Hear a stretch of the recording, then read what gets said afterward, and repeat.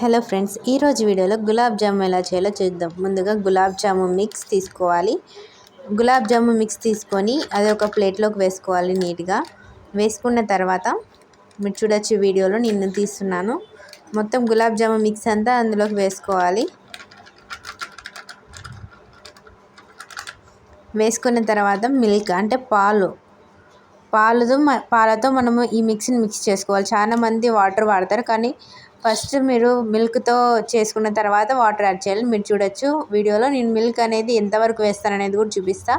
మనం ఆ పిండిని ముట్టుకుంటే అది ముద్ద అవ్వాలి. ఆ స్టేజ్ వరకు మనం మిల్కే వాడాలి. అప్పుడే టేస్ట్ అనేది చాలా బాగా వస్తుంది. మీరు వీడియోలో చూడొచ్చు, నేను ఇప్పుడంతా వాడింది మిల్కే. అంటే పాలు వాడితే మనకి ఆ టేస్ట్ అనేది చాలా బాగా వస్తుంది. ఇప్పుడు చూడొచ్చు మీరు వీడియోలో, ఇలా మనము ముద్ద కడితే అది ముద్ద అవ్వాలన్నమాట. ఇప్పుడు మనము వాటర్ వేసుకొని నీట్గా మంచిగా ముద్ద చేసుకొని పెట్టుకుందాం. ఇలా ముద్దగా చేసుకొని పక్కన పెట్టుకోవాలి కొంచెంసేపు.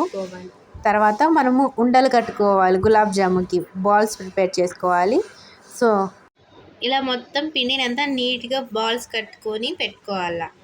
ఈ బాల్స్ అన్నీ కొంచెంసేపు అలా గాలి కారనిస్తే మనకి బాగా ఫ్రై అవుతాయి అన్నమాట. బౌల్ పెట్టుకొని ఇప్పుడు మనము షుగర్ సిరప్ అనేది ప్రిపేర్ చేసుకోవాలా. గులాబ్ జామున్ వేయడానికి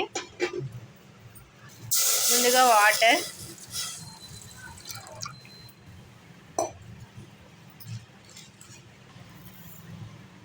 పంచదార మనము తగినంత వేసుకోవాలి, రుచికి సరిపడా. ఇప్పుడు మనం ఇలాచీని వేసుకోవాలి ఫ్లేవర్ కోసం. ఇలాచీ వేస్తే మనకి మంచి ఫ్లేవర్ అనేది మనకి సిరప్లోకి వస్తుంది. టేస్ట్ కూడా చాలా బాగుంటుంది.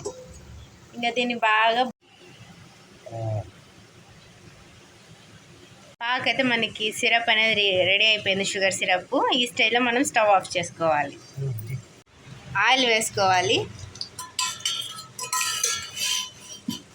ఆయిల్ వేసుకున్న తర్వాత మనం ఇప్పుడు వాటిని డీప్ ఫ్రై చేసుకోవాలి. వేడైన తర్వాత ఇప్పుడు మనం చేసుకున్న బాల్స్ వేసుకోవాలి.